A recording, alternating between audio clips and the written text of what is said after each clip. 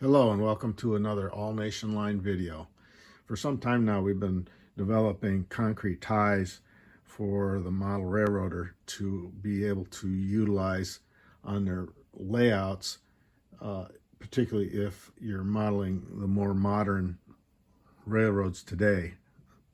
The concrete tie profile is something that looks like this, and what we had to do initially was we did not produce it as a piece of flex track. We actually printed these so that they were solid and were mainly used just for shelf displays, and they were fixed straight track pieces. Now we have these sections which are flex tracks. So these work really nicely. And we're trying to simulate the different types of tie clips that are used on the railroad, and simply using a pin to mount these onto the roadbed. Once you go to a flex track and you want to get your rail onto a 3D printed piece like this, you really do need a jig, and that's what we're showing right here. I just simply printed a bunch of these ties on a mat and used those to build our little jig here. And when we take a 20 tie section, it just drops into the jig, and when you push the rail through, normally you don't have three hands to hold things down. The stuff would be bending on you, and really you want to hold it perfectly straight while you insert the rail.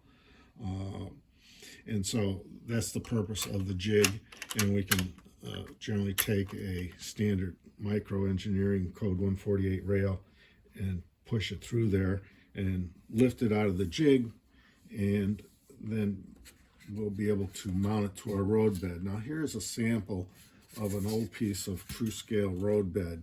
And any of the fellows that were familiar with these over the years, this came, I think, in O scale and HO, as a matter of fact. We ran this through the planer and took the ties off.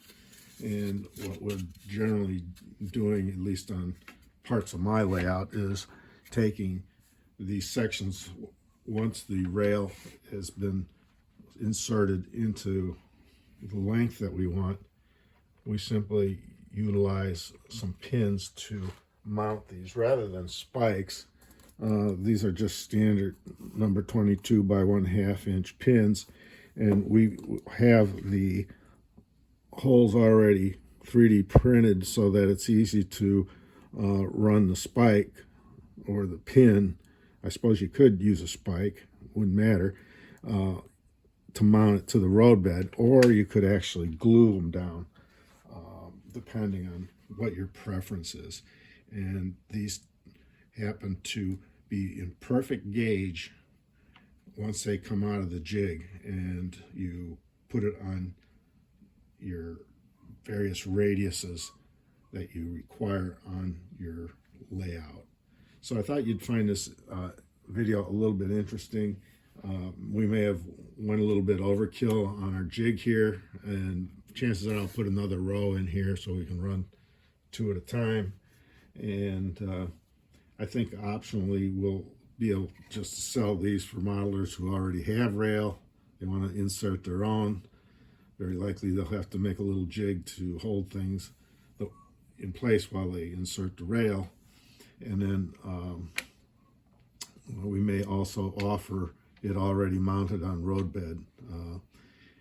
So in future videos, we'll probably be talking about concrete ties for turnouts, and we'll have those develop here in the not too distant future for various numbered turnouts left and right, and should look pretty modern once we're done. And I think model railroaders will find this installation to be cost effective and relatively easy to get a lot of track down quickly.